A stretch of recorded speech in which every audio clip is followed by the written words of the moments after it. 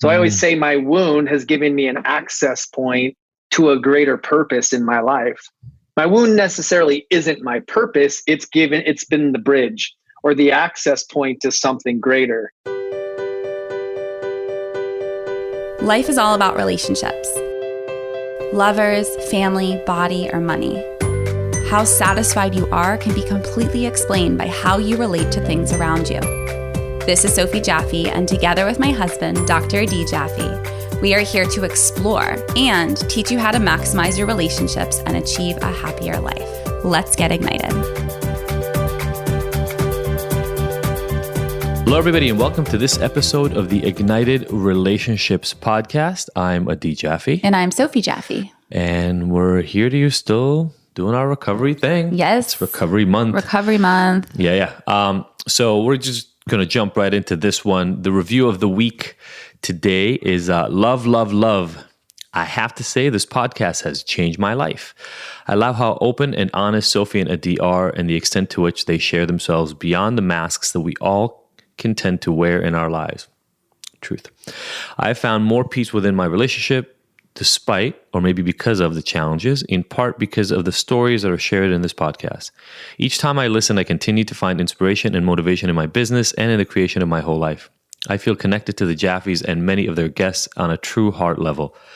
Thank you for continuing to share and create. Well, thank you. Thank you. So beautiful. Yeah, really, really awesome to see the impact with you guys. It's special. It's really cool. And Soph, I think you've got this is one of my favorite quotes, and I just feel like it's so perfect, with recovery, but in all things, whether or not this is specifically recovery based or not. It's from Rupi Kaur. Am I saying that right? Amazing poet. The world gives you so much pain, and here you are making gold out of it. There is nothing purer than that. I just love that in everything, in all things. Like, the world's going to hand you some fucked up shit. Like, it just is. It's going to present challenges, and you can take those challenges and help them to help you to empower yourself and your world. But that doesn't mean that it's not hard. Like I said the other day on my Instagram, like I was just sharing some struggles that I'm having, and one of my followers sent me the most beautiful quote, and it was basically saying, like, just because I carry it well doesn't mean I'm carrying a heavy load. And I'm not carrying a heavy load. Yeah, it doesn't mean that I'm not. And it's like, I actually do carry the weight of the world. Like, I have so much. We all maybe feel like we do or perceive that we do, and and I do carry it really well, but sometimes I don't. And that's where I'm at right now, and I'm just being real with that. And I do make gold out of the challenges, and we all do. But sometimes it takes a little bit longer. And I think especially for a recovery month, it's just important to focus on the small wins and focus on the beauty in your life, and looking at the challenges and the things that you took from it or can take from it. Or maybe you're in the middle of the junk and the yuckiness and you're struggling right now. But just thinking, like, if I'm not the victim right now, like, how can I make this be like gold? How can this be the most beautiful experience, and it being for me instead of against me? Yeah. It's hard to have that mindset sometimes while you're going through the struggle. I think what's helped me in the past is to take a scan back at my life and look at how inevitably it's those moments that transform my life. Yeah. And so even if I have a hard time being appreciative in the moment, at least the knowledge that something good and powerful is going to come out of this, something I don't even know yet, has made it easier for me to, at least with, I'll say, a modicum of grace, because it's rarely done with a lot of grace, but with some grace, be able to say, you know what? It's hard, but I know I'm going to get to the other side of it, just like all these other times. And I know it's going to look amazing when I get to the other side. So bring it on. Like, whatever the struggle's got to look like, let's do it. And let's not run away from it and try to half-ass it, because then I'm not going to get the full weight. Absolutely. I think my biggest thing in the last few years is just feeling the whole spectrum of my feelings. Like, when you and I went through the cheating, I turned off a lot of my feelings because I felt like I was in survival mode. I was pregnant with Kai, and I felt like there was no space to be angry because I had to hurry up and be a good mom and hurry up and get, become a mom. And we were talking about that yesterday too, like with the big changes that we've had in the last little bit. Yeah. There's no time to feel anything. There can be this feeling like, okay, let's snap to and get to the next thing. I'm in survival mode now with the move. And I was in survival mode then, pregnant with my first child and going through like an insane amount of sex addiction and cheating and lies. And my whole world flipped upside down. So there was no time to feel. There was no time to be angry and like punch a fucking pillow. Like I don't have time for that. However, because I didn't take the proper time then to feel the full range of my emotions, I was upset with you, but I was mostly just sad. I wouldn't let myself be angry. And because I didn't allow myself to feel the full spectrum, it came back to haunt me later. And I ended up acting out in a way years later that was not in my integrity, but it was something that was stored inside my body because it had to be expressed. And I've noticed the same thing happen with like family, like think childhood traumas or childhood upset, or my dad just like leaving because he and my mom divorced. Like it's what happened, but because it was done in a way that I didn't really get to feel the full range of my feelings and even talk to anyone about it, it felt isolating and it felt like I just had to just put on a smiling face. I was the older sister to my brother and I just had to get through it. And so I think for me right now, it's really just trying to feel it all. And so if I'm feeling sad, really allowing myself to feel the depths of that sadness, because I just feel like if we feel the full range of our emotions in whatever it is, and we don't push it away because we feel like we don't have time to process it or it's ugly, we don't want to look at it. And, we create these anxieties and fears around like what that emotion's going to feel like or what it's going to do. But on the other side of that is freedom. Because if we actually allow ourselves, say it takes like the ugliest, most intense cry for 10 minutes of just like kicking and screaming and bawling in a ball on the floor. Like if you allow yourself to actually feel that, then it's done. It's out of your body. It's out of your cells. You don't need to deal with it later. But if it's not, then we store it and we store it as it's not done. Yeah. It's just not done. You haven't finished incomplete. It. So, it's so funny. I was talking to a client, a pair of clients here, just, I don't know, like 3 days ago or something. And the woman was asking me, what has allowed you to, as I've talked about in this podcast, like be grateful for the fights now? Yeah.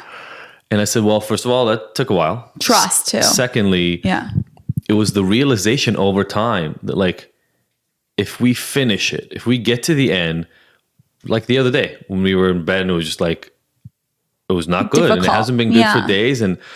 But that moment we decided to, just keep poking at it and like taking it away. We got to a place where there was no more anxiety. Yeah. And it took like 45 minutes and it wasn't pretty along the way. It kind of sucked, but 45 minutes later, it was over. Yeah. And it was over where you felt understood. I felt like I finally got it. Like, and I got to a point where I felt safe enough to feel my feelings. Yeah. I wasn't allowing myself to feel feelings for weeks. And then I told you that, and I didn't feel safe. And then you stayed. Instead of running away, you stayed and sat on the bed and you were just like, I'm here. I'm not going anywhere. You didn't say that, but you were. You didn't leave. So as you continue to sit there, I felt safer, and then I could cry and release and share that vulnerability with you, which allowed me to feel closer to you, which only makes us closer in the end. Yeah. And so what I was telling this woman was I just, by force of habit, just taught myself, like, you want to go away because you're not comfortable talking about your feelings. This isn't fun right now. But if you don't do this right now, this will be here for like 3 weeks or a month or 6 years or a decade.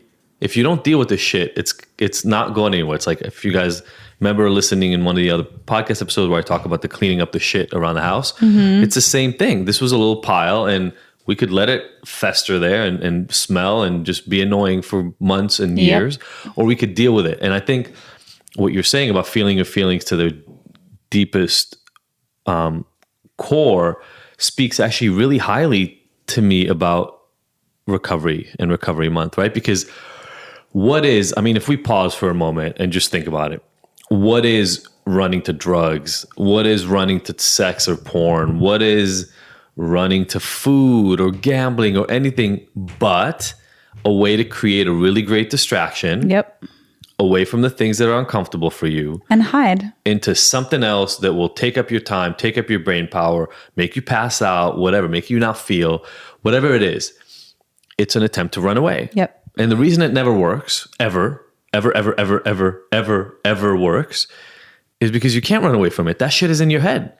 And you will take your head with you everywhere you can. So I tell people all the time, like when they come to me, the reason everybody freaks out about like, oh, well, you don't tell people to quit first and all this kind of bullshit. It's like, well, I don't give a fuck if they quit or not. What they have to do is turn around and look the dragon in the eye and go, oh my God, I've been running away from you for a decade, 20, 30 years. I've been trying not to deal with the fact that my parents hated me and didn't love me, and so I feel like a piece of shit. Or that my mom died when I was 9 and I had to discover her dead. Like, I've been trying to run away from that feeling for my entire life, and it's not working. And it's not about the substance. It's not about like if the person kept turning to alcohol and you take away the alcohol and don't deal with the root cause, they're just going to grab food. They're just going to start using sex. They're just going to start escaping with gambling. Into work. Whatever it is. It's just going to be the next addiction. So the point is, the way that I love watching you treat and help people that are struggling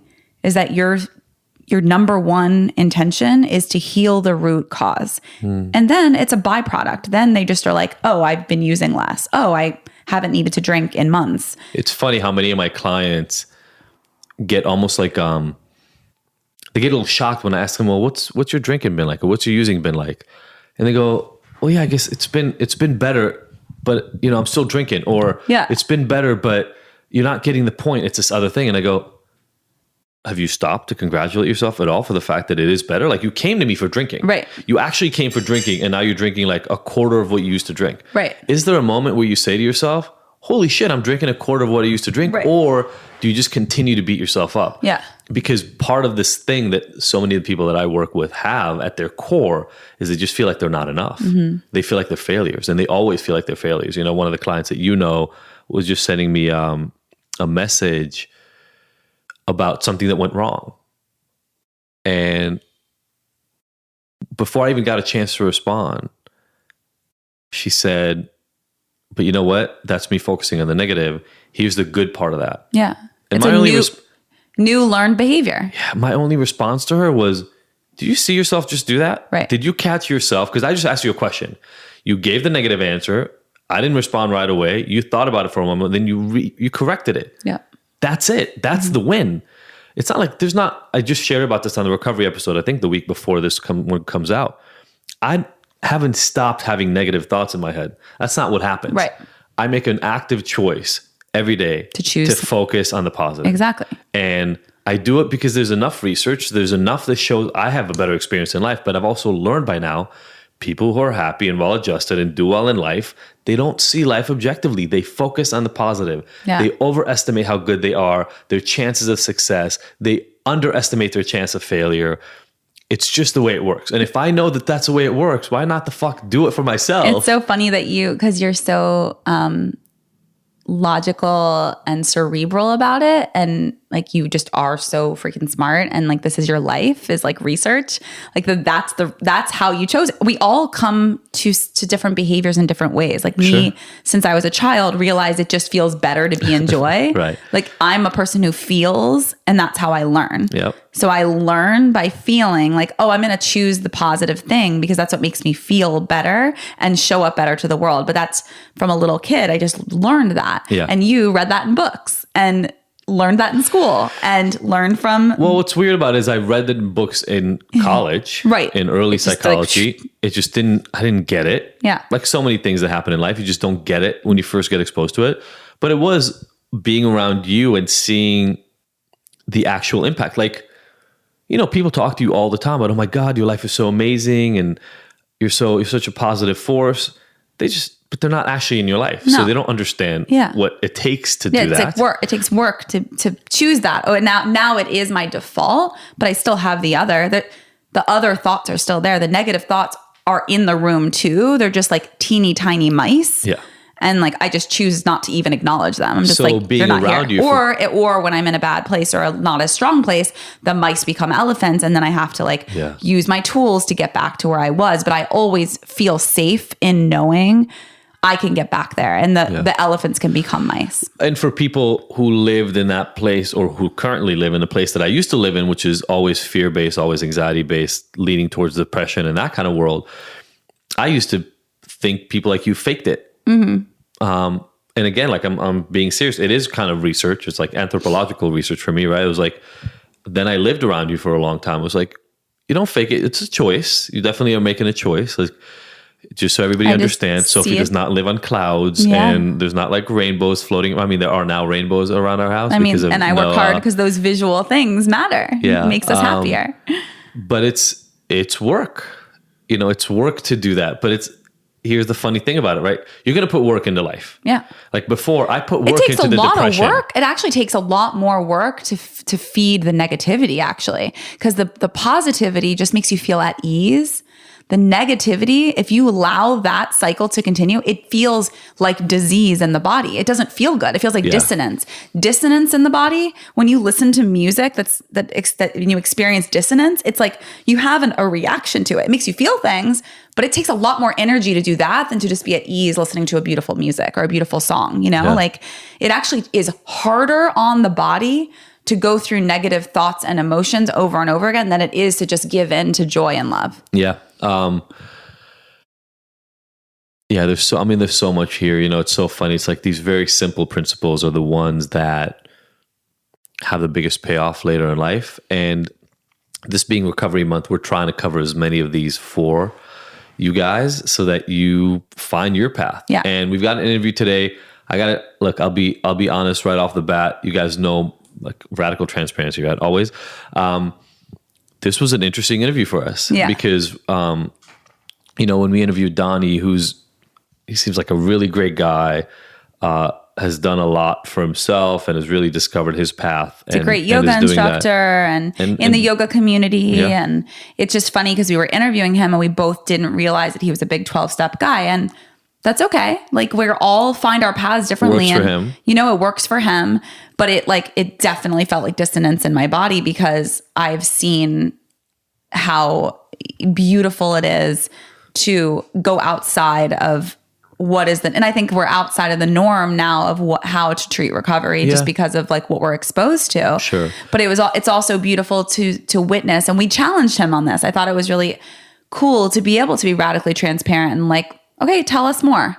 And you'll hear in the episode how we go there with him. And I think that's the most important thing, is just asking. And he found, what I like about this episode is he found his own unique combo. And I think for you listening right now, regardless of where you are in your recovery journey, pay attention to the fact that even though he found traditional recovery, he had to add these other layers or it didn't work for him. And that's where self-discovery comes in. That's where it's like I know what works for me. I've been going through a really stressful time. I know what will heal me. I told you this the other day. I said, I know my body and my recovery so well from things that after this marathon-like move, I need to isolate for 3 days, wake up, meditate, move my body, yoga, go back to sleep. Yeah. Wake up, do that again, swim, go on a hike, have a nourishing meal, go back to sleep for 12 hours. Like, I know what would restore me. And in 3 days, if I got that, I would be 100% fine, because I've done it so many times in my life where I have to retreat. I have to go into that place, this retreat within myself. And I know what heals me. It's yoga, it's meditation, it's mindfulness, it's quiet, and it's nature. Yep. And that's it. I'm reset. It doesn't take long. But because I have 3 children, I don't have the luxury of doing that, and I have a lot of demands, I will take that over the whole month of September. And I will have that energy in my everyday, that slowness and recovery and love for myself. And at the end of September, I will feel like myself again. And every day I will chip away at that. And we just need to figure out what works for us. Yeah. And so for you guys listening, like, if you're struggling, if you're not struggling and you're doing great, keep doing that. Whatever it is that's working. Stop none of it and don't change it because of anything I said ever, period. Just so that's clear. But if you are still struggling, start looking around for whatever else happens, right? Like this guy that you're about to listen to the interview with had like 3.5 years. And when he came back, he realized, he went out and it came back and he realized there was something missing. And for him, it was the embodied part that yoga now added into his recovery. And so it's a really, it's a good interview in the sense that given what you normally listen to in Ignited, it's not what you normally get from us. But you know what? If it helps 1, 2, 3 of you pick something new to add to your recovery to make your life better, then I'm all for it. In that context, I want to remind you guys, there's a lot going on at Ignited right now. So Yay. For Recovery Month, we're still offering the scholarships. We've had some applications in, but we want to get them all out. So we're offering 10 free scholarships for our Reset program, our Intro Hero program. All the links I'm going to give you here right now are going to be bit.ly links. And so that's bit.ly/Ignited all caps scholarship with that first S capitalized. Ignited scholarship, first S capitalized. We'll have it down below as well. Fill that out. No cost for enrolling. Just you got to fill out the application. The next thing is we have the 21-day challenge that we do live about 3 to 4 times a year. And we also have lifetime access to it. It's normally $300 to get lifetime access to it. We're making it $97 for this month. Most of the people that come to the challenge come for drinking or some other addictive behavior because it's me and that's what they expect. And so if you go to all caps Ignited challenge, again, a bit.ly link, Ignited all caps challenge, the first C is capitalized. We now have $97 to get that lifetime access. And in it, not only... So amazing. Amazing. So for $97, for the rest of your life, you can keep running yourself through 21-day challenges to affect any habit you have. It's not just me speaking on the neuroscience of habits and how to change them. We've got Sophie. She did an episode with me there. Robin Euclid, Shaman Durek, Chris Harder talking about money, intention, habits, and things of that nature. Lorea Gaston talking about purpose and how to find your purpose in the world. Alex Sharfin doing some amazing work talking about how to re-regulate your anxiety and stress around work and success. And Seth Madison, who's one of my dear friends, talking about when your environment and your the way you live, your daily sort of schedule doesn't really support consistency. How do you still show up in that way?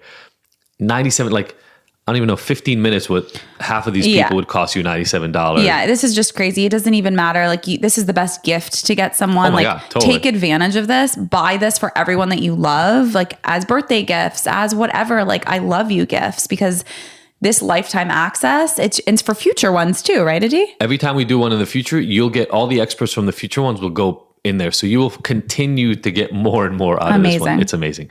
And then don't forget, I know I'm making a lot of announcements, but don't forget we got the Ignited Glow event. Yes. And so if you go to, again, bit.ly, Ignited Glow, that time, everything is capitalized. All those people I just mentioned almost will be there. Yeah. Sophie and I will be there. In the flesh. We're releasing the schedule. Like it'll be released by the time this thing comes out. You guys have, I mean, you're going to look at this thing and go like, I don't understand why this is. It's magic because we created it. And if you love Ignited and you're listening right now, it means that you're committed to us and our messaging and our hearts. And it resonates for you because if you're taking the time, you're not just scrolling on Instagram. You are spending sometimes an hour and a half with Adi and I and our special guests. It's resonating. It's working. You're loving it. Take the trip. Come get an Airbnb in Venice. Hang out somewhere that resonates for you in LA. Make it a fun self-care weekend. Soak up our love. Soak up our guests' love, and really make the intention to get away. Have a best friend come with you or your partner, your boyfriend. We've already got people from We've Europe, got moms from and Australia, from moms all over and the daughters, US. Boyfriend and girlfriends, 2 best friends, like people just coming in because they want to treat themselves. I have moms who are just like, I'm leaving for the weekend. Husband's taking the kids and I'm coming to meet you in the flesh. And I'm so excited. It's going to be, I mean, I'm excited to just be in the sessions that I'm not leading because these people are ridiculous. Exactly. Like Shaman Durek doing a spiritual activation, you're going to have to be He's out of control. Pretty much. All right. That's enough of us. Donny is coming up. Check him out on the flip side. We will see you next in like 35 seconds after we talk to you a little bit about philosophy. Mwah. Bye.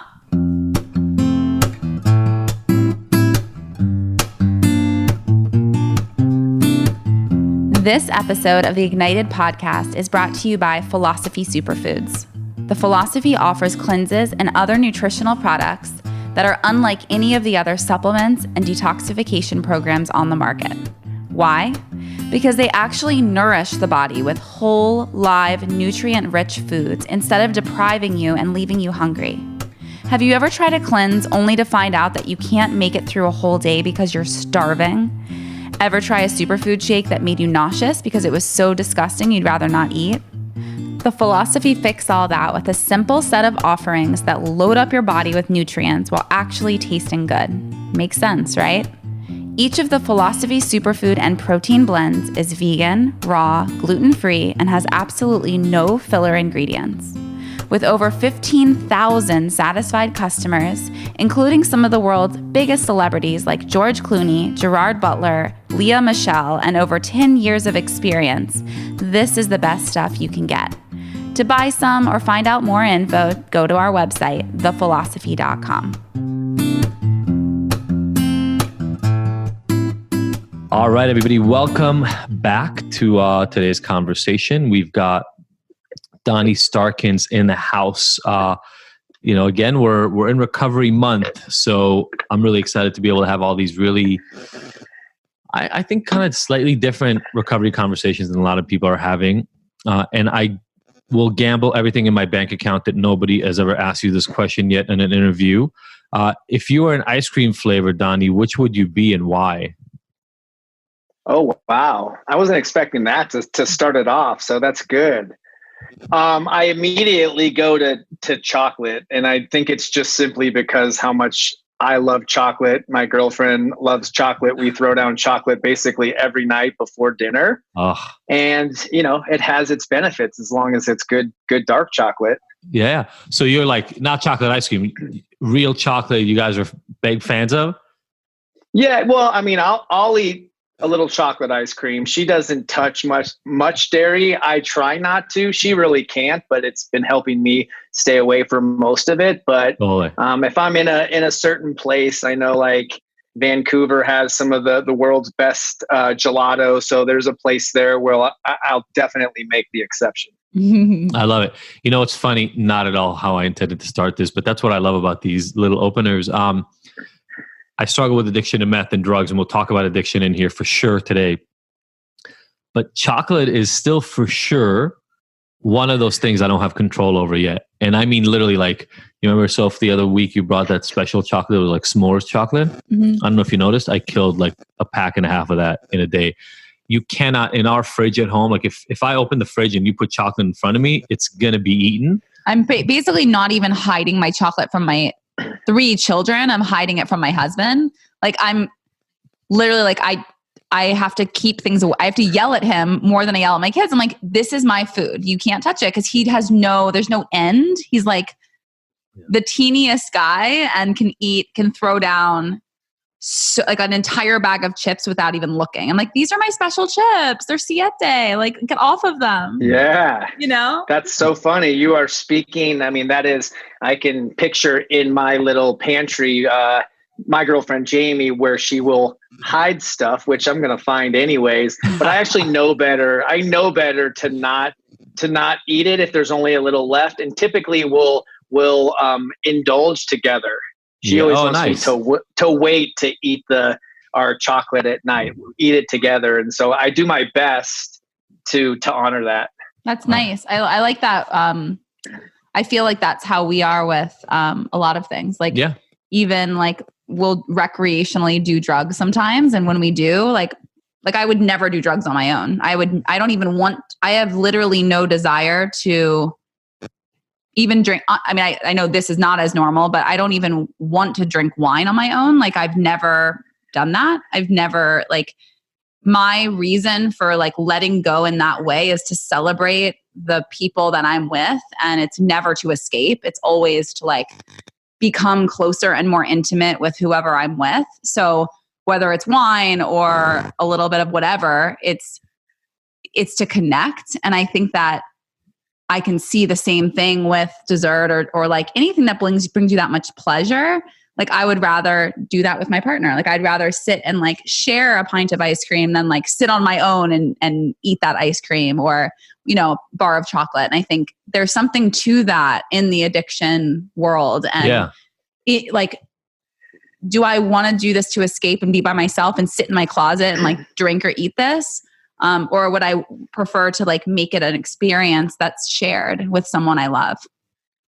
Yeah, I love that you brought up the word connect, because as I recently did a deep dive into my values, and that connection is one of them in so many ways. And it's in my opinion, one of the main reasons why people go down that road.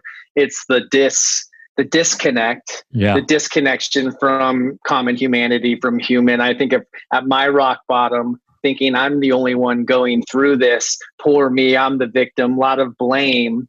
But I know today that actually what connects us all as humans is that we're all flawed works in progress. We're all going to go through stuff. And so today I know that's actually what connects us all. And this is like one of the essence or key components of mindful self-compassion is common humanity. We're all going to go through stuff. And it's actually what brings us together, reminding us that we carry each other through this whole thing. Yeah. I mean, I think the way Sophie brought up substances I mean, you know, if chocolate and caffeine and all those things are also substances. I think it's all. But I think that's a pretty easy differentiation between what people get into with addictive behavior a lot of times versus what most people would consider, even when it comes to substance use, their experience, which is when it is more shared, when it is more celebratory, you get into a lot less of the struggles that I assume, Donny, your experience mirrors some of mine, which is even in the sharing, it's isolating. And what I mean by that is I became surrounded by people who used and were comfortable with using and yet felt alone constantly all the time. And I know for you, your addiction, your struggles with drugs started with pills, with knee surgeries. You were an athlete, a really successful athlete, right, at ASU. Yes. And then it kind of, I don't know if at the height of your career, I guess at the time, at the height of your career, having these repeated knee surgeries that required pain medication, like most knee surgeries would. And if you don't mind walking people down that path, because a lot of people go through surgeries, a lot of people need pain medication to manage it. But when I heard your story and kind of this, you know, reaching this apex of your career and seeming like it's launching into exactly what you always dreamed of in life to become, right? This successful baseball player, and then having that dashed. So this identity gets removed from you in some way, while at the same time introducing you to this medication that numbs how much you care about that pain. It kind of seems like a perfect storm.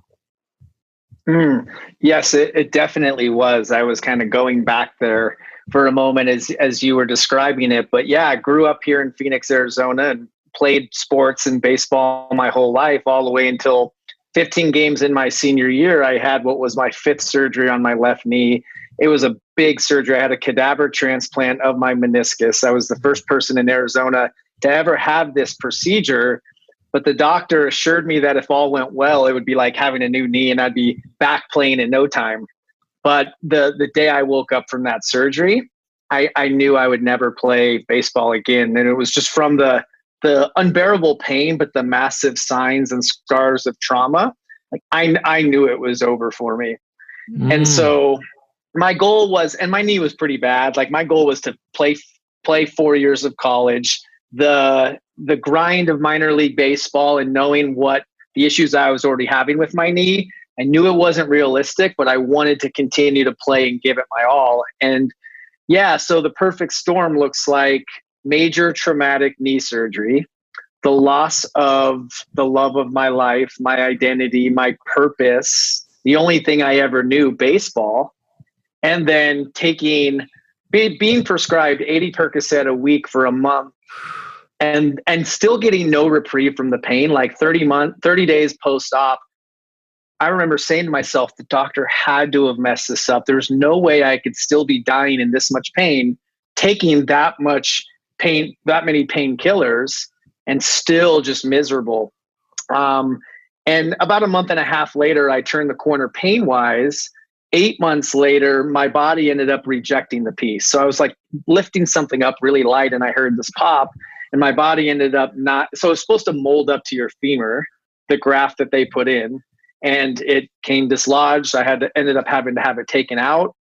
And, so I'm getting like internally nauseous as you're describing that, like just the thought of not just having gone through 5 of these surgeries already and how demoralizing that had. I mean, God, like, I don't know that anybody can just 5 times of somebody invasively going into your body to try to fix something, and not only not fix it, but then make it so bad that you actually can't do the thing you want to do. And then that gets fucked up. And you talk about dislodge, like just, you know, your body rejecting the surgery and now knowing in your head, shit, I got to go through it again. Yeah. And a lot of resentment was building up on the doctor that did the procedure. Because in a sense, he sold it to me really well and said, you can have this surgery. You're the first person in Arizona to ever have it. It's been done 8 times across the country, but it's been successful and all will be good. And if not, you'll have to have your knee replaced in a couple of years. It's unheard of to have your knee replaced at your age. And so I was playing baseball at ASU and I put my trust in the hands of the doctor, the head orthopedic surgeon, for the whole university. So in my mind, I was like, he would maybe screw over some other regular patient, but he's not going to screw over me, an athlete at this school. And looking back on it now, knowing that today, so that was 1999, we're in 2019 now. I've had 1 surgery since then, and that was to clean up some loose bodies. And actually this new doctor thought I had torn my ACL, and I was like, no, my ACL's fine. I know what this pain is. And he said, well, we'll go in and clean it up and just get a look at your ACL and see what's going on. And I woke up from the surgery and he said, your ACL's gone. So at some point I tore it, and I didn't know if you don't replace your ACL, it just like shrivels up and goes away. And I just tell you that because that's the only surgery I've had since then. And I'm okay without an ACL. Like, I'm not cutting laterally. I want to walk pain-free and practice yoga. And so 20 years later, I haven't had a knee replacement. I can walk pain-free. Now, a lot of the glory goes to yoga, absolutely. But when I look back, like, that doctor had sold it to me really well. So, you know, that from that day and for many years after the big surgery, my world was turned upside down from a life of addiction. And I was putting a lot of blame, and it wasn't just pills. I was doing other drugs too, but pills are what really had its grip on me. And at that point I could get whatever I wanted from any doctor because of my medical records. You know, I had so many operations. But once my life got so bad, and we can, however much detail we want to get into this, that I finally surrendered and went to rehab, I started to get really interested on what the hell had happened to my life. Going from this baseball player star to a drug addict, where did it all go wrong? And as I dove in and did the work of 12 steps and therapy and personal development, I had lost my identity. The only thing I ever knew was gone. And I didn't want to, there was physical trauma and physical pain, but at the core, it was the emotional pain that I didn't want to feel. So I numbed it, and I took drugs, and I took pills. And so that was really the core. Once I stopped blaming it on the doctor, it wasn't whatever. The doctor, I had to let go of the resentments and blame and look at my part in it all. And I didn't have another plan. And so that's really the core of where it all went wrong, or today I actually think it went exactly how it was supposed to. But that's the core of the pain. Yeah. Thank you for sharing. Yeah, I do want to dig in more deeply. You know, you talked about some of the methods that you took to get better or get into your recovery, and I also went to traditional rehab, and I also went to a 12-step program for the first 3 years of my recovery, and then I left and found my own path. And one of the things that bothered me, and I know, look, when I have recovery conversations, they're not typical. So I hope we can go along for this ride together. It's all good. Yeah. One of the things that always bothered me is that it's not that there's an ignoring of, there's a very particular kind of focus in traditional treatment on one element of the struggle or one type of suffering within the method.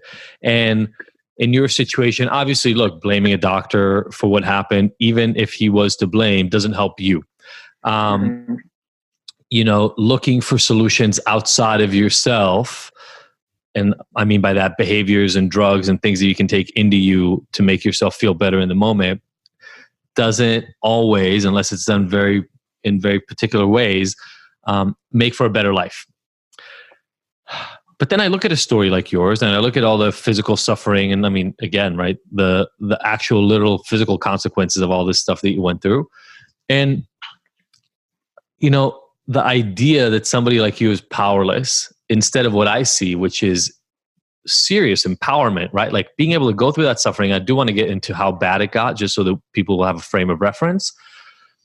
But obviously it got bad enough for you to consider going to treatment and going to meetings, which is, nobody wakes up on a Tuesday and goes, you know what I want to do today? Let's check out rehab. That sounds like a good idea.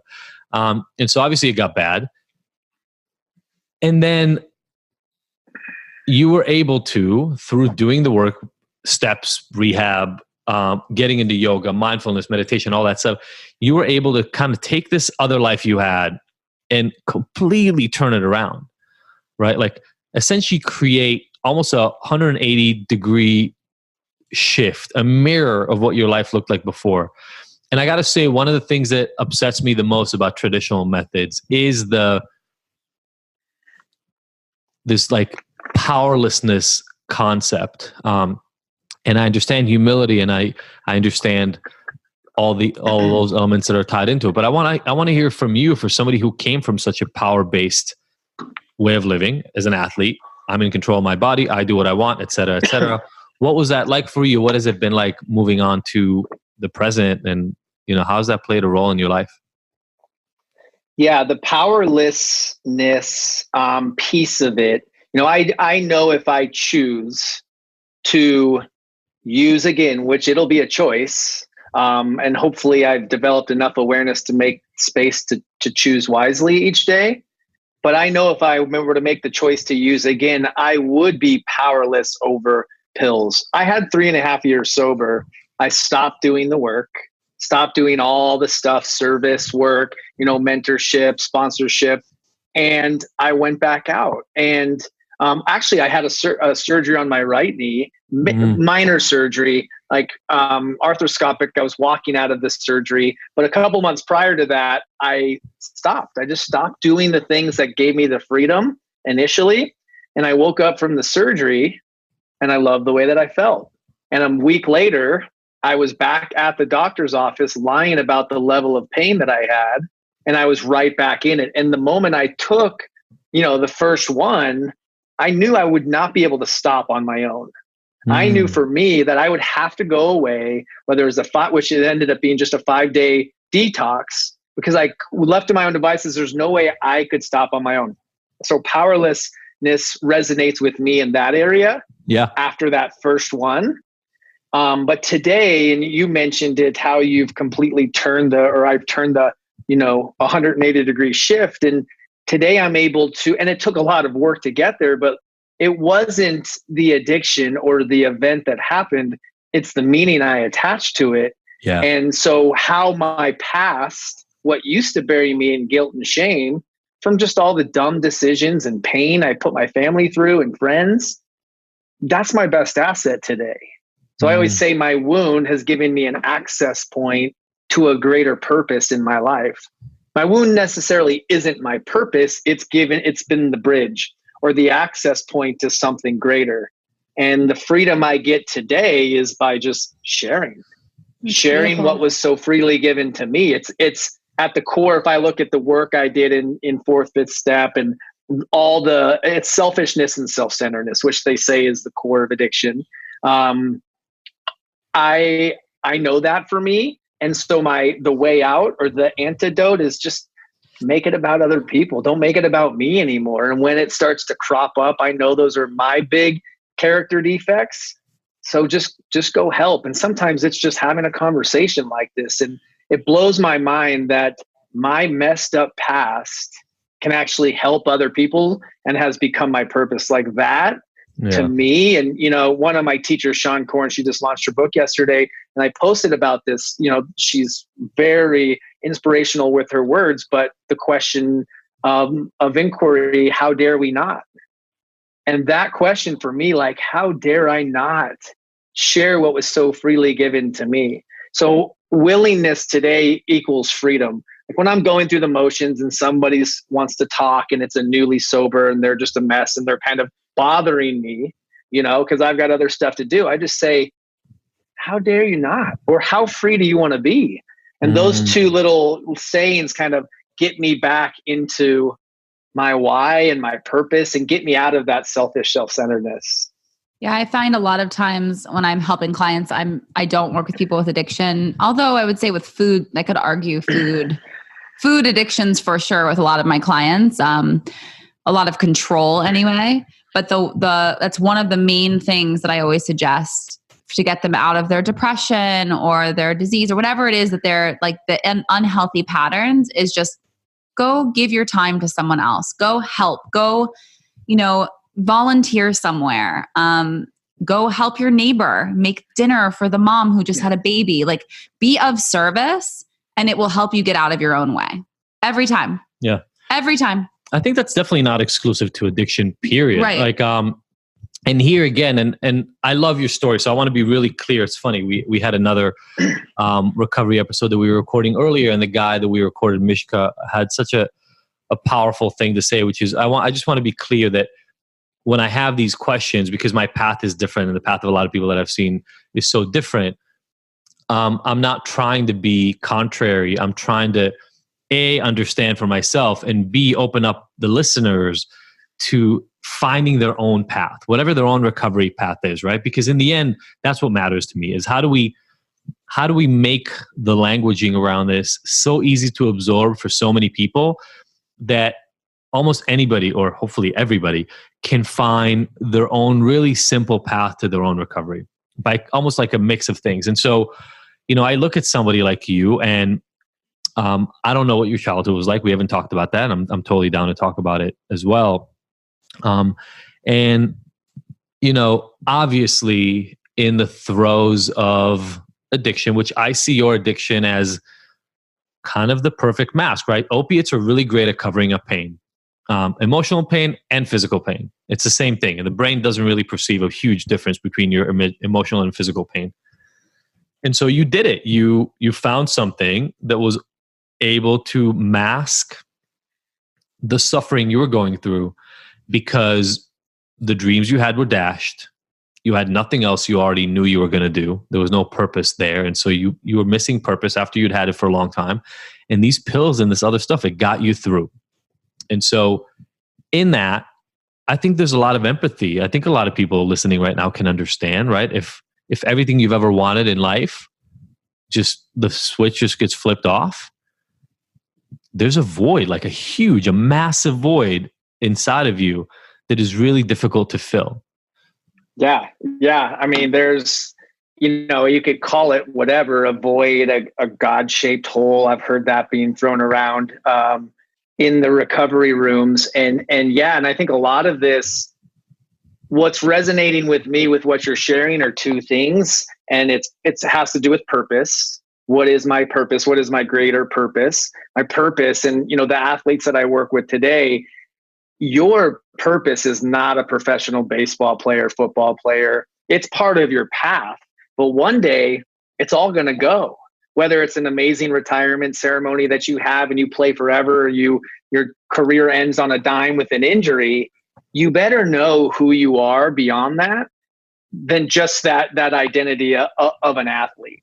And again, I didn't have that. My parents did a great job raising me. They did the best they could with what they had. And my childhood was great. I just didn't have anything beyond that. Yeah. The second piece of that, what was resonating with me is self-love.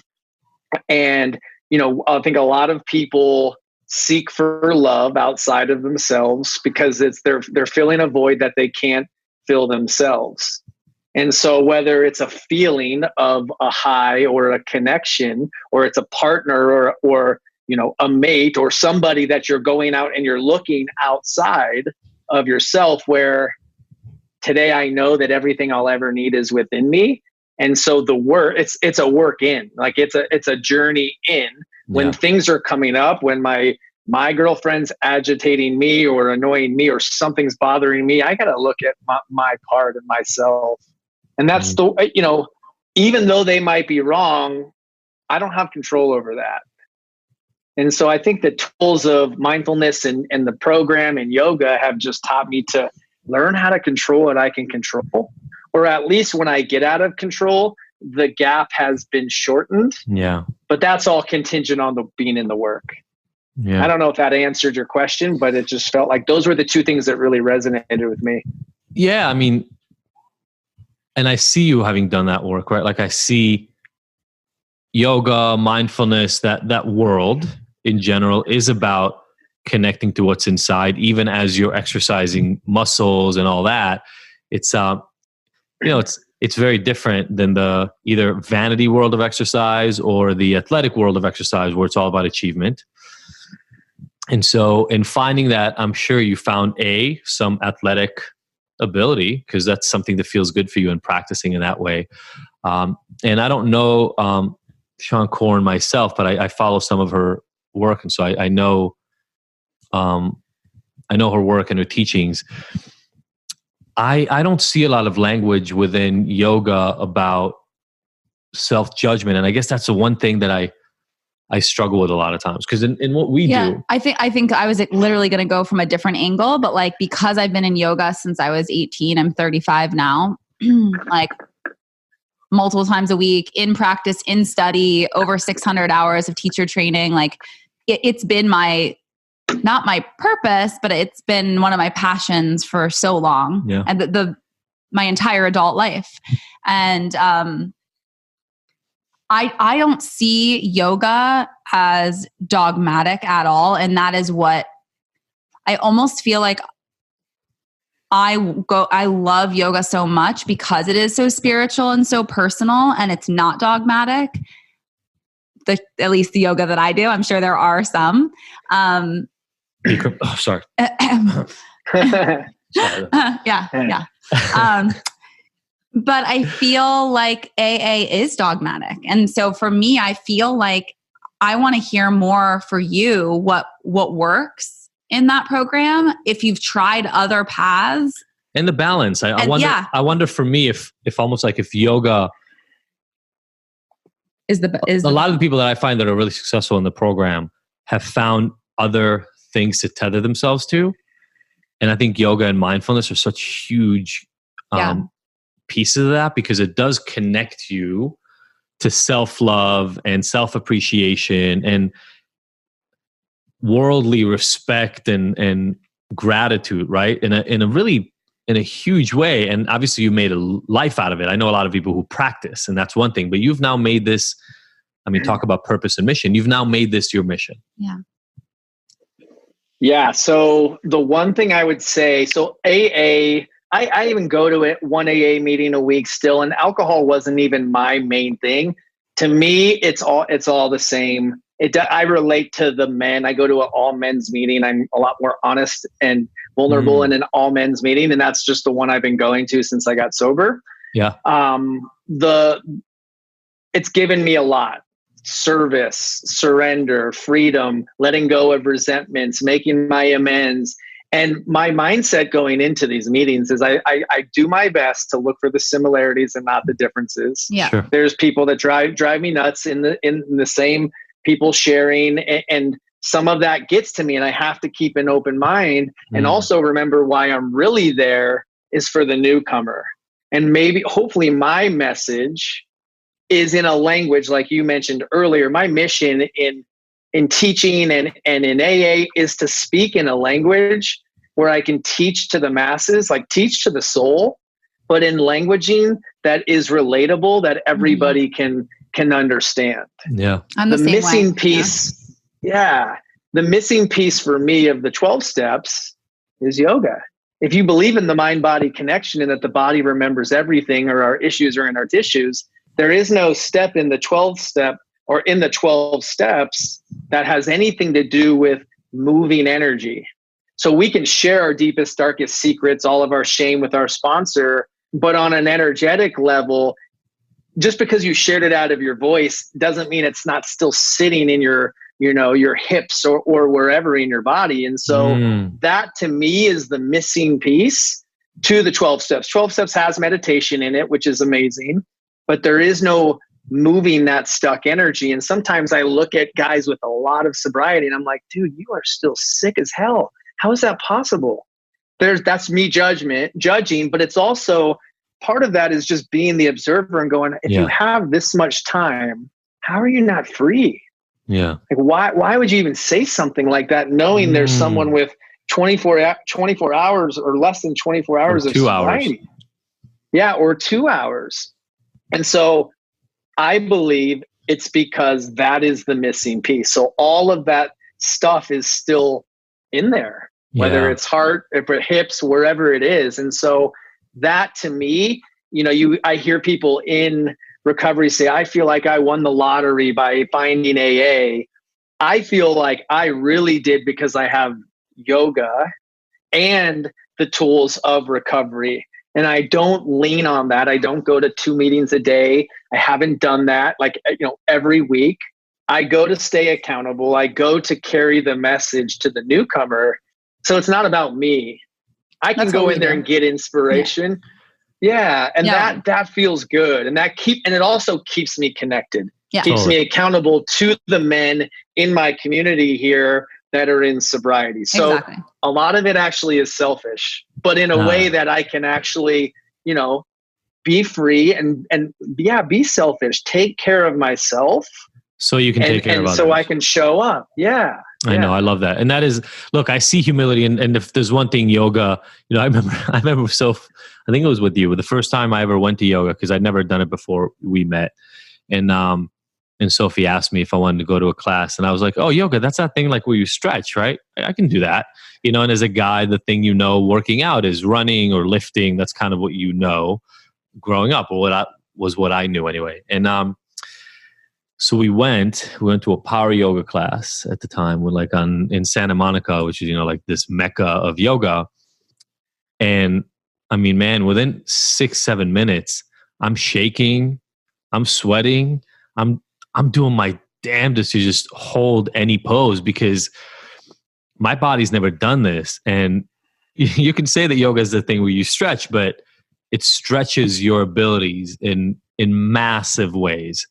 And there's humility in that, right? There's humility in being okay. Like when I first started doing yoga, I wouldn't be okay just pausing my practice for a moment while it's going on, to go in child's pose or rest because that's what my body needed. It was all about fighting and proving myself. And now almost nothing I do in life is about that because I don't have to prove myself to anybody. I have to try to do the best that I can at any given moment. And as I learned, at least, if you push yourself to prove your abilities to other people, somebody's getting hurt. You, the other people next to you, whatever, there's going to be some pain that's going to have to be experienced because of that. And so I love that idea of combining the two as a way of giving your recovery what it was missing, which was the mind-body connection, and finding, again, maybe even more importantly, finding your own path that seemingly has worked. It's 6 years now, right? Yeah, a little over 6 years. Congratulations, nice. That's awesome. So thank you. Finding a thing that works for you and then going all in on that because it just feels right. It just clicked. Yeah, it feels like that was the missing piece. And remember, I had 3.5 years, went out for 8 months, and then have another 6 years. That 3.5 years, the time that I built up, well, it meant the world to me at the time. Going back out and using it messed with me in the beginning, but today it's the greatest thing that ever happened to me because it was the reminder that the work never stops. Absolutely. That the work, I can be free and I can continue to be free each day, but it'll be contingent on my willingness to do the work and use the tools and help others and carry the message. Totally. Beautiful. I love it. And so you've even taken yoga practice in your professional life. Yeah. It's quite interesting. So I teach public classes here in Phoenix. I work with pro athletes. I've done a lot of work with the Phoenix Suns here, mindfulness, meditation, and yoga. I lead purpose and practice for Lululemon. That is now Lululemon's internal personal development program. They used to outsource all of their personal development to Landmark. Exactly. And send their ambassadors and all their executive to store level to Landmark. And Lulu looked at it as wanting to take a more mindful approach to personal development. And not to break through so much, but implementing the mindfulness tools into personal development. So now it's a 2.5-day retreat experience where they send their employees, and I get to lead the meditation and yoga and speak and facilitate personal development. And so, leading a lot of yoga retreats I lead, and then going into corporations and leading yoga and meditation and talking mindfulness. So yeah, it is a huge piece of my life. And I tell people yoga saved my life. I found yoga. My mom's the one that got me into yoga. She kept nudging me when I was at my bottom. She kept telling me I need to go to yoga. And I would tell her yoga's for girls and hippies. I'm not doing that crap. And I finally went once with her, and I knew I would do yoga the rest of my life after one time for the physical. The reprieve I got on my hips and my low back from that one time, from favoring my left leg for so long, I knew I would do it, but little did I know what it would do for the mind and the soul. Yeah. And so to be able to have that as a practice and part of my career now it's unreal. It's amazing. And tell us more about your coaching business. So I have a coaching program called The Shift. It's transformation of the mind, body, soul. It's a 90-day coaching program, all done through Zoom calls, coaching calls. If you're local, I'll do some local. It's all implemented into mindfulness tools, techniques, personal development, yoga, a lot of gratitude. And it's just one call a week. And we also, each one of my clients gets a Muse meditation headband. That's the device that gives you the biofeedback and measures your brain's activity.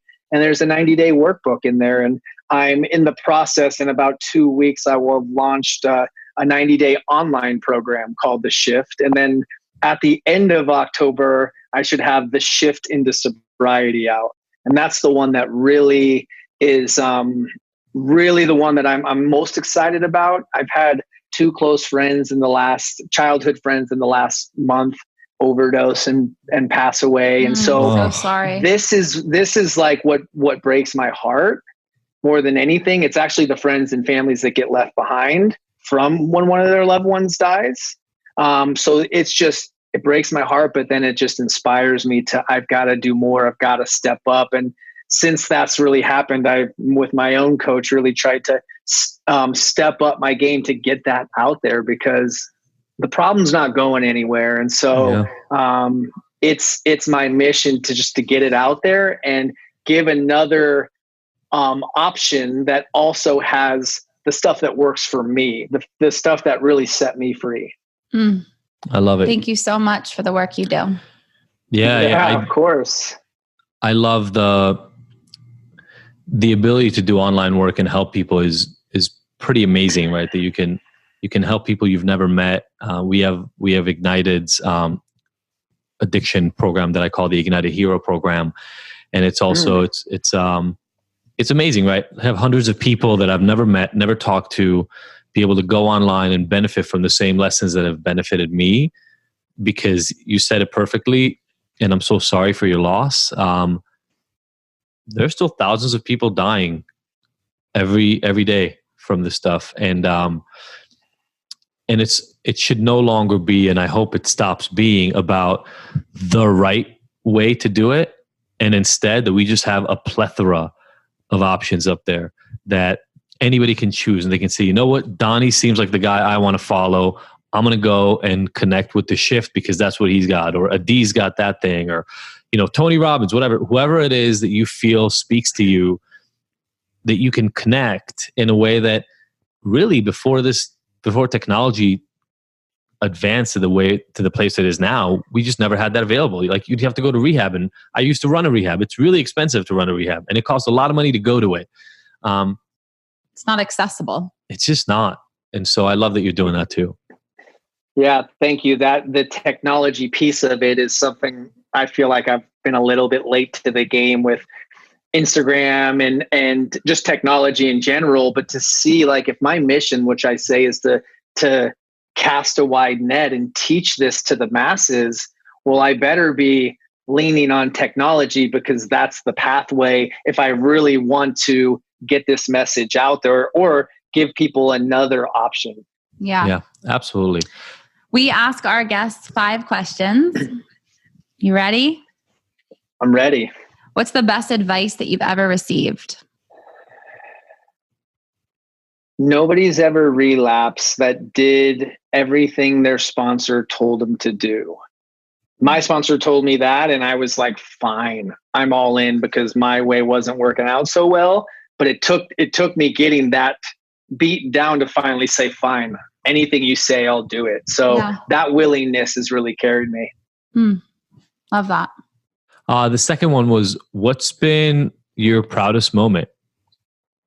6 years is a big deal for me.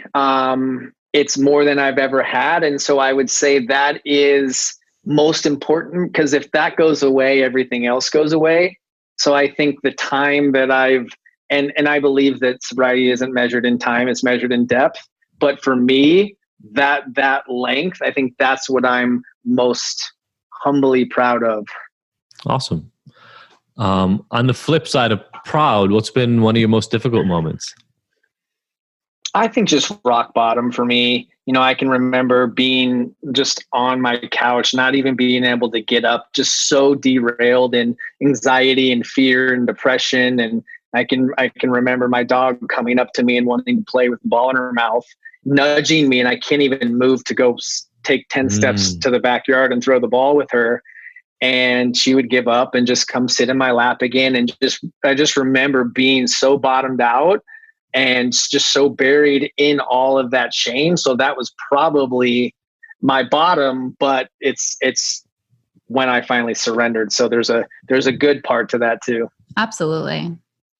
Well, as someone who's so inspiring and motivates so many other people, what do you do on a daily basis for your own self-care to really be able to give to others and to yourself? I love this. Self-love. My routine, meditation before I look at my phone, before I do anything else, whether it's 3, 5, 10 minutes, that is my non-negotiable. That has to happen before anything else happens. And then movement, whether it's a yoga class, I'll go to Orange Theory or do my own workout, but I have to move my body in the first hour or I'm off. Mm-hmm. I love cold plunge. One of the places that I exercise actually has a cold plunge in it. So I do a lot of that cold therapy. Typically we'll get a pedicure with my girlfriend once a month, because as walking barefoot all the time, my feet get a little banged up as a yoga teacher. And I love that now. And then monthly body work. I think that would be the other one. At least once a month, I have a amazing body work person out here, and she's lives less than a mile away from me. So that's typically once a month.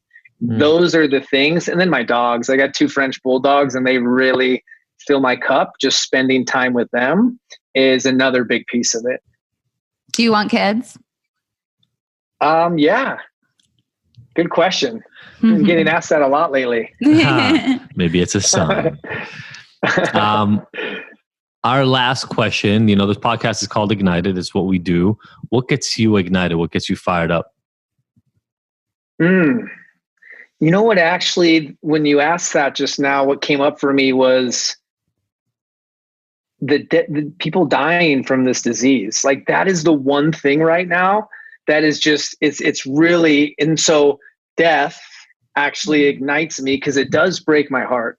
I look at my best friend, who his little brother was one of them that passed away, and the pain he has to go through. I think about what it would have been like for my mom having to wake up every single day knowing she lost her baby boy. Like, that that just fires me up. So yes, my heart breaks, but more than anything, it ignites something within me. Like, it's time. Stop waiting. Like, what are you waiting for? Let's go. Yeah. So I think that right now is what ignites everything within me. I love it. Beautiful. Love it. Hey, thank you so much. Thank you so much for joining us. Thank you so much for the work that you do. Just showing up today, being authentic. We there's two of us, so it can seem a little intense because we're both like, and what about this? We're both so hungry and curious. So thank you for sticking with us and, just being you. Yeah, it was easy, and I knew it would flow perfectly, and you guys are super easy to talk to. I clearly, and I think you guys, we could talk about this stuff all day long. Yeah, totally. And let us know when we'll probably put a link to the Shift program when you have it up. Yeah, so. I think it'll actually coincide really well. Your recovery. Oh yeah, because you said it's like 2 weeks. That would be amazing. Yeah. The first one, the regular online one, month, but I'll still have my regular coaching program that is in person, and that's all available. So awesome. There's access to me any way you want to find it. Yay. Awesome. Perfect. I love it. Thank you. Thank you so much, Donny. Thank you everybody for listening, and see you next week. Have a good rest of your day. Bye. Thank you guys. See ya. Thank you everybody for listening to the Ignited podcast. We were so happy to have you along for this ride. Please go and subscribe to this. Leave us a review. We love hearing from you. And if you want more, don't forget to go to ignited.com, where all the podcast episodes are available with show notes and so many of the little details and links from each one of these interviews. And you can look at all the future events that we have going on, all the things that make Ignited so special, even beyond this recording. Again, thank you so much for joining us. We will see you next week.